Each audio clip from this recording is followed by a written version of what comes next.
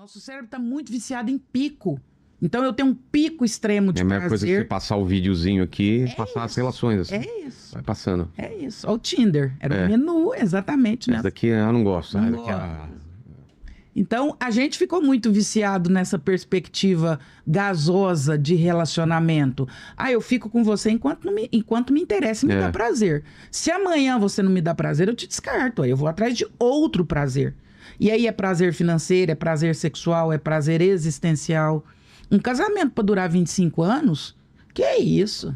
Você tem que ter muito saco. É Pois é. muita serotonina na veia. Porque tem dia que a pessoa te passa raiva e você fala, gente, eu desejo que faleça. Que desencarne nesta noite. E é normal, né? Isso Isso é humano e a gente precisa voltar a falar sobre isso. É verdade. Eu não posso. Não, tem dia que você gente quer que a pessoa morra. Desencarne. Naquele dia, você fala, poderia falecer hoje. No outro dia, você acorda e fala, cara, mas aquele dia, aquela situação, suporta minha mãe, no hospital, eu tava com febre, ou com o jeito que cuida dos meus filhos. E aí você repensa e você fala, cara, não tá tendo gente assim, eu vou repensar. Aquilo ali foi uma pedalada errada. E aí você... É isso que a pessoa tem que entender. Tá difícil, né? E às vezes a pessoa troca um problema por outro igual. Ela vai ter o mesmo problema repetidas vezes em toda a relação, né? Quando um problema é ela se resolver antes. Até porque ser humano, né, Vilela? Nós estamos falando de ser humano. O Nietzsche tem uma frase que é maravilhosa. Sendo eu humano, nada do que é humano me é estranho. Nós somos acessíveis a todas as questões. A gente também passa raiva nos outros, a gente também faz ciúme, a gente também pisa na bola. Então, se a gente for começar a descartar as pessoas por essas perspectivas, nós estamos perdidos. Eu brinco que nas relações hoje a gente faz igual o Neymar. A gente até cava a falta. Você põe o pé pra pessoa cair. Você fica esperando, né? Você põe o pé pra ela cair, assim. Você cria uma situação... Marca um horário e fala, quer ver que a pessoa vai atrasar? Ela vai atrasar, certeza. Fala um negocinho só pra provocar, só pra ela te dar uma resposta grossa. E você fala, tá vendo? Tem que ser grossa. Por isso que eu vou separar mesmo, porque não dá pra andar com gente igual você, não sei o que lá. Você que provoca. Eu adoro em relação quando a pessoa fala, você sempre faz isso, né? Você nunca faz isso. Vira sempre e nunca, né? E aí as relações vão pra um lugar de radicalismo que não há possibilidade de existência. Mas qual que é a solução, então? A solução é a gente voltar um pouco pra essas perspectivas. É desacelerar. E começar a pensar muito sobre dopamina, sobre esse neurotransmissor que vicia tanto a gente. O que acontece com dopamina? E em várias possibilidades, desde o açúcar, que eu tenho um pico de prazer alto e depois eu caio, a filme pornográfico, a relações líquidas gasosas, isso tudo é pico de dopamina, excesso de celular. O que o meu cérebro faz com dopamina? A dopamina, ela tem uma biologia, um funcionamento muito parecido com o da cocaína. Você tem um pico de prazer e depois você tem um pico de depressão. O seu cérebro, ele não está acostumado com picos, de nada. Aliás, nem o nosso corpo está acostumado com pico. Tanto que quando eu me alimento com alguma coisa, tem um índice glicêmico alto, meu pâncreas entra no jogo, manda insulina para diminuir o índice glicêmico. Nosso corpo não está acostumado com excessos. Então eu estou ali assistindo alguma coisa, eu tenho um pico de dopamina. O meu cérebro baixa a minha sensibilidade à dopamina, porque ele fala, se eu ficar desse jeito aqui recebendo essa quantidade de dopamina, eu vou adoecer. Então ele dessensibiliza da dopamina. E cada vez eu preciso de um pico de dopamina mais alto, mais alto, mais alto, para que eu atinja o mesmo nível de prazer. Então é começar a trabalhar essas questões também. Olhar um pouco para o quanto a gente se hiperestimula e diminuir a quantidade de estímulo em todos os aspectos aí da nossa vida. E falando de relacionamento ainda... quando o pessoal te procura naquela fase já problemática, tipo, vou separar, ou quando você escuta essas pessoas, já não aguento mais, você tem alguma coisa que você vê e fala, realmente esse casal não tem saída ou sempre tem saída? Eu sempre... Claro que estamos tirando a parte de agressão, a parte aí... Isso daí tudo bem, mas eu tô falando de brigas mesmo pesadas ou recorrentes. Porque eu vejo meus pais brigam, eles estão, sei lá, 56 anos. Sua mãe ali, bate então, na porta errada. Exatamente, eles brigam até hoje, mas estão juntos. Né? Eu duvido que se eles começassem o relacionamento agora, eles iam estar juntos. Na primeira briga já tinham separado, né? E deve ser fofo as brigas deles, né? Hã? Deve ser fofo os dois brigando. Não, nada fofo. Tá louco. É criatura, você não sei Não, o mas quê. é bonitinho porque velho se implica. Velho se implica o tempo Implica todo. o dia inteiro. Como era a minha abordagem em consultório? Sempre que vinha um casal com questões extremas, a minha pergunta sempre era, e para mim essa é a pergunta, vocês se amam? Porque eles vinham falando sobre os problemas. Ah, ele me traiu, ah, ela é chata, ah, ele não cuida, ah, ele não trabalha, ah, ela só fica na mãe dela. Vinha com a lista de problemas. Eu falava, não vamos falar sobre os problemas. Os problemas a gente trata nas próximas sessões. A pergunta indispensável é, vocês se amam? Porque se houver amor, todas as possibilidades são reversíveis. Se não houver amor, nada é reversível. E o amor? A gente teve um episódio no final do ano passado com a Lucelena e a gente tava falando sobre amor e ela falou que amor era uma decisão, né? Tem pouco a ver com sentimento e mais com decisão. Você decide amar uma pessoa. E a partir desse cuidado que você tem todo dia, a partir dessa atenção, esse amor é impossível dele não florescer. Desde que você tome essa decisão, né? Ele é decisão e ele é ato, né? Amor não é um sentimento. Ah, eu acordei amando. É um exercício, né? Amor é atitude. Amor é você acordar de manhã, ir lá na cozinha, tomar um copo d'água e trazer um copo d'água e dizer, meu bem, trouxe um copo d'água para você porque eu tava com sede. Imaginei que você pudesse estar também. Pois é. Amor é atitude. Amor não é sentimento. Amor é pedir desculpa. Amor não é assim, é abrir a porta do carro. Não, não é sobre isso. Amor é preocupação, mandar uma mensagem. Já almoçou? Quer que eu leve alguma coisa para você? É esse tipo de situação. Eu falo, e é bem... Não vai ser muito difícil de eu me emocionar, porque eu me emociono muito fácil. Eu perdi minha irmã agora em julho. Tem 3 meses. E eu falo assim que eu vi várias manifestações de amor. Teve uma pessoa que me mandou uma mensagem, por alguma razão ela descobriu que eu estava velando a minha irmã naquele momento e me mandou uma mensagem, estava dentro do velório. E me mandou a seguinte mensagem.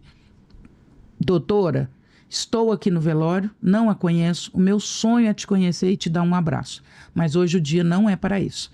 Permanecerei no velório até a hora que a senhora enterrar a irmã da senhora. Estou aqui para, e lhe estou. Se precisar de água, se alguém precisar de comida, se alguém precisar ser levado no hospital, estou aqui para servir a família da senhora. Em outro momento eu vou dar esse abraço e esse sonho de conhecê-la. Mas eu estou aqui em atitude para cuidar da senhora e da família da senhora, porque eu imagino que não está sendo fácil. Isso para mim é amor. É quando você vai além. É quando você pensa sobre a necessidade do outro.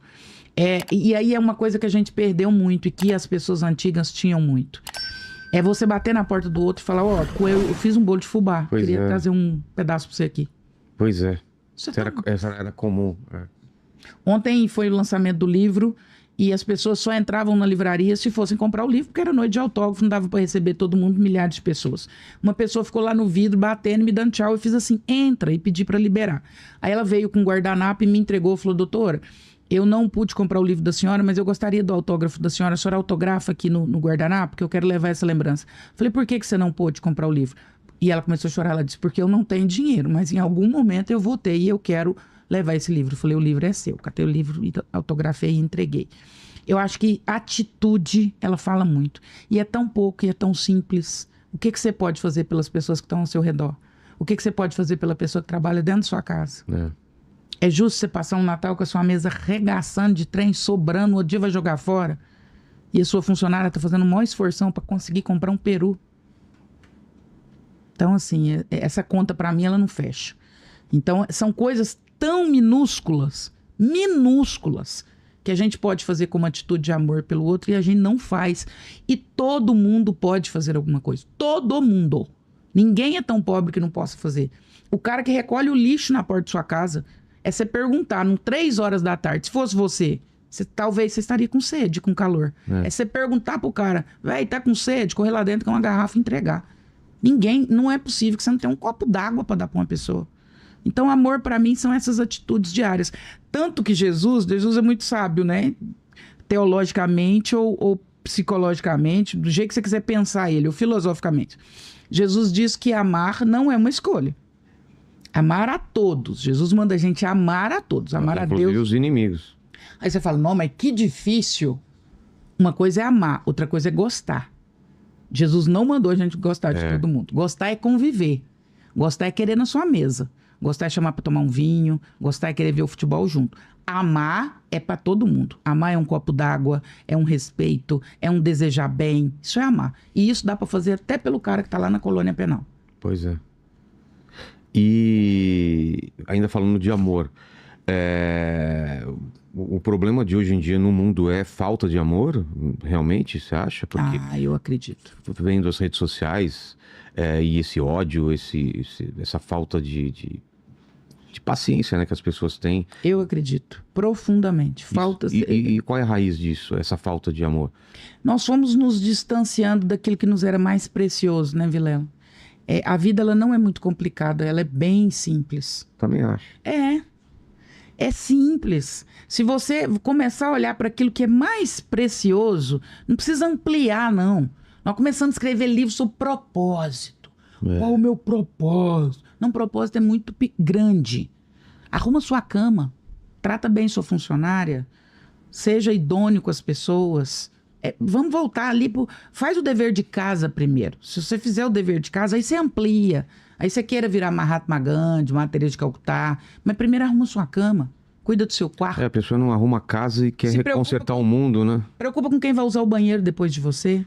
Se você fizer essas mínimas atitudes, você já revoluciona o mundo e a história da humanidade. Eu sempre falo sobre isso. Quem vence quando você vence? Você venceu na vida, em alguns aspectos, talvez na grande maioria. Quem venceu junto quando você venceu? É só sobre isso.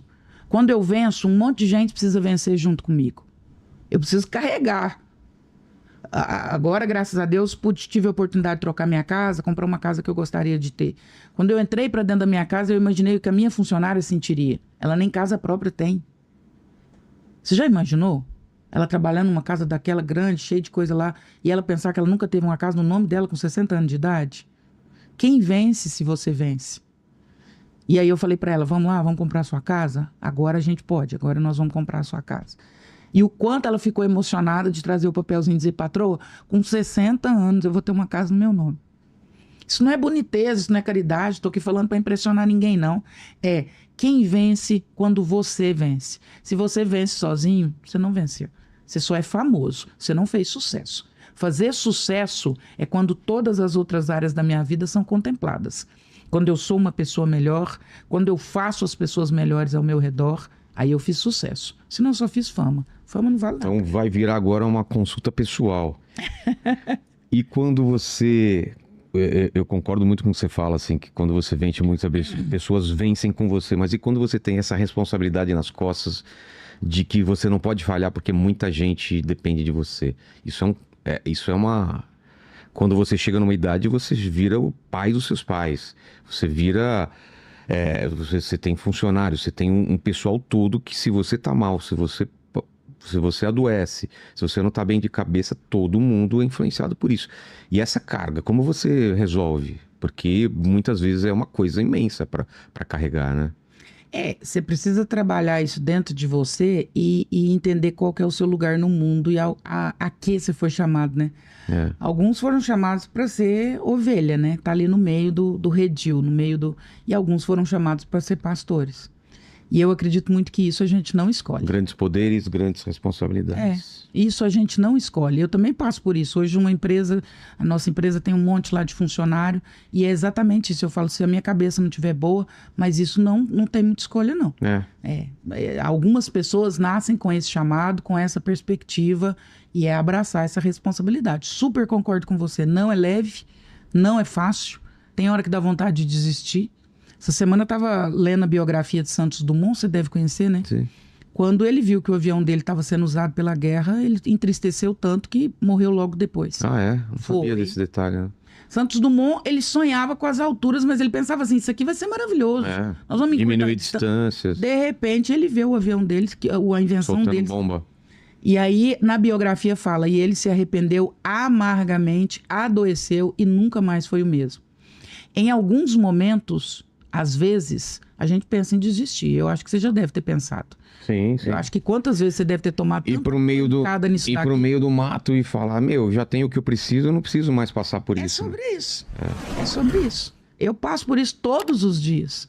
Às vezes eu falo, gente, pra que isso? Pra que eu tô mexendo com isso? Se eu ficar quietinha lá dentro da minha casa, já tá like já.